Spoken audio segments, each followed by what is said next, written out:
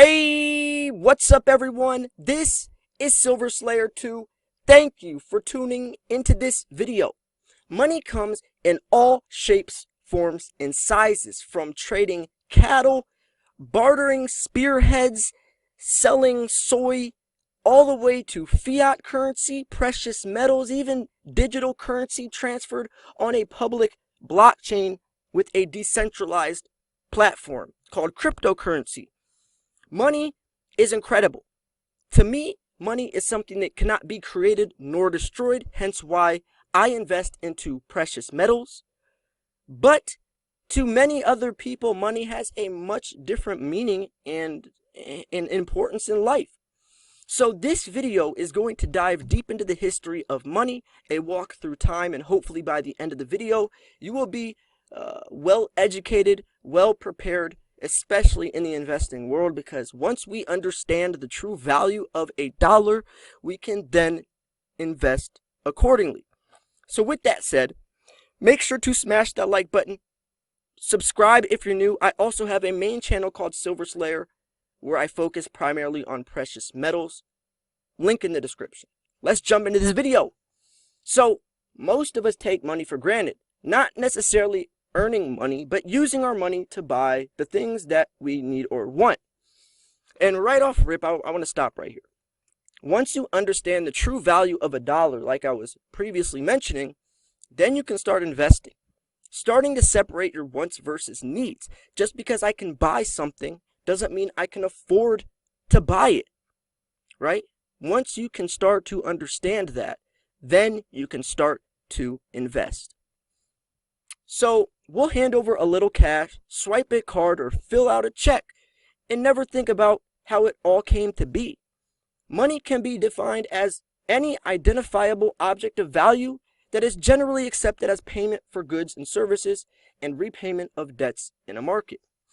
As you know, from reading around our blog and knowledge center, money has come into many forms, including gold and silver coins. Today, we trade pieces of paper issued by a central bank. Current laws on the books require Americans to use this paper currency, as the dollar bill says, for all debts, public and private. If we go back farther in time, other items of value like cattle, grain, shells, beads, and countless others were used to barter or trade. A timeline from the PBS show, Nova, provides us a glimpse of what prior civilizations used as money. As you'll likely surmise, the difference between a few thousand years ago and today are vast, just as striking, though, the similarities. So here's the history of money on the timeline. 10,000 years ago, like we said above, barter was the first method of trade and predates money. Barter involves the exchange of resources and or services for mutual benefit between two or more parties. Barter has survived throughout ages and is still popular forms of trade throughout the world. The A&E series Barter Kings is certainly proof of this. So first was bartering, right? Bartering between two items, materials, goods. 9,000 BC to 6,000 BC was cattle. So cattle included cows, sheep, camels, other livestock. This was the first form of money, which you can argue is a standardized form of bartering. So many cultures began farming items like grain and other vegetables to plant and became the standard. So then 1200 BC was cowrie shells. This was starting to get into, money form. These shells of a mollusk are widely available in shallow areas of the Pacific and Indian Ocean. China was the first area of the world to use these shells as money, but their use did spread to many other civilizations. In fact, many areas of Africa used cowrie shells as currency up until the mid-20th century. So 1000 BC, now we have the first coins. Near the end of the Stone Age, China began making imitation cowries out of bronze and copper, which are base metals. These are considered by many to be the earliest forms of metal coins. So precious metals dates back to thousands of years ago, 1000 BC, 500 BC modern coins.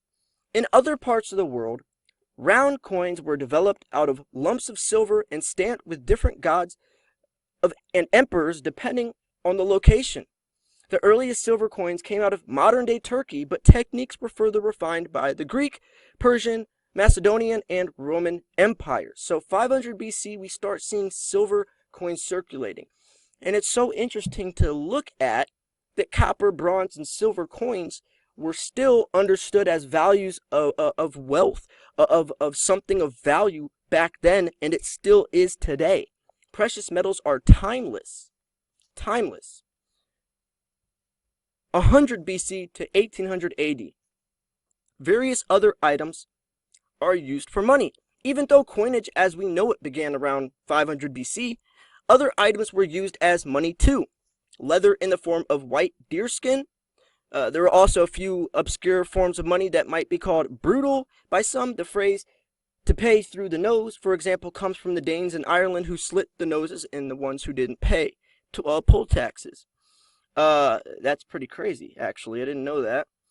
So 806 AD, the first paper money. So here's fiat currency, but it's not even fiat really yet.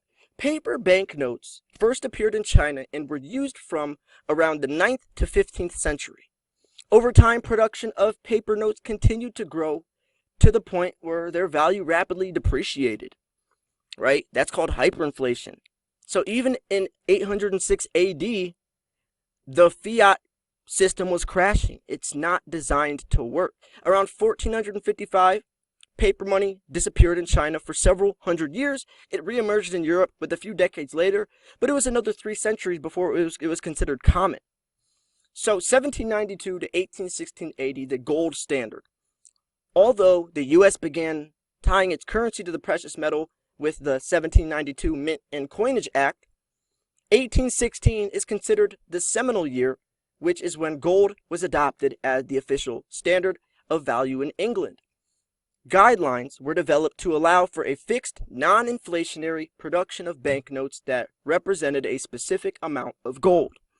1930s AD, the Great Depression, and the end of the gold standard, which is crazy to think about because having your money backed by something with real value would ensure some form of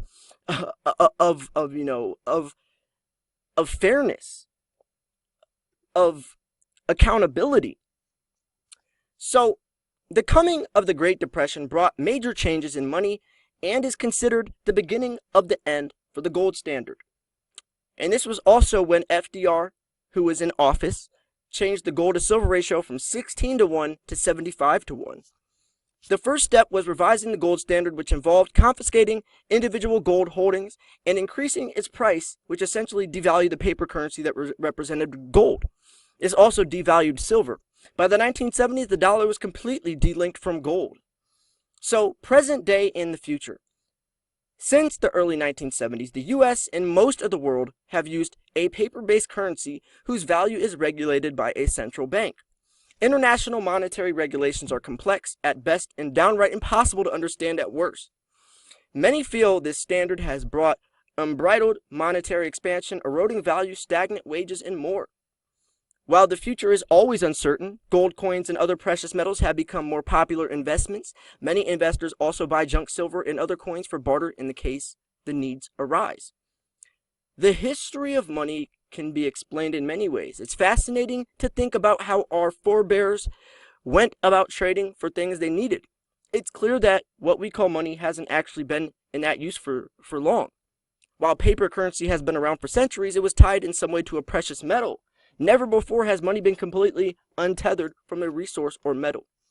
And that is why we are in so much debt. That's why we are $26 trillion in debt.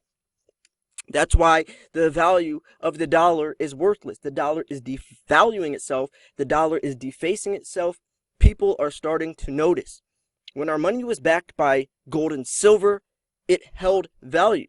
If I would turn my 50-cent Walking Liberty coin into the store clerk to buy a gallon of gas, I was handing him 50 cents of actual value because inside that 50-cent Walking Liberty piece was 50 cents of actual silver.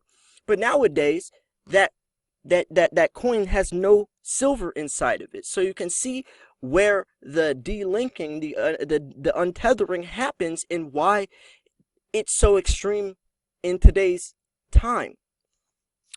There's nothing we can do about this. We're too deep in a hole to fix it. But what we can do is transfer our worthless fiat money into something that holds its value, which is precious metals. Like I said, gold and silver, like the article shows, have been valuable since 500 AD. Do you think it's ever going to not be valuable? No, it's always going to be valuable because precious metals are used for everyday necessities. Silver being the most highly conductive metal for thermal conductivity and electricity, responding like no other element, purifying water, and so many other things, especially as we advance technologically. Precious metals are only going to be needed more and more, but they are becoming more scarce, meaning that the prices will rise. So get them while you're cheap. Do not miss this opportunity, especially with silver.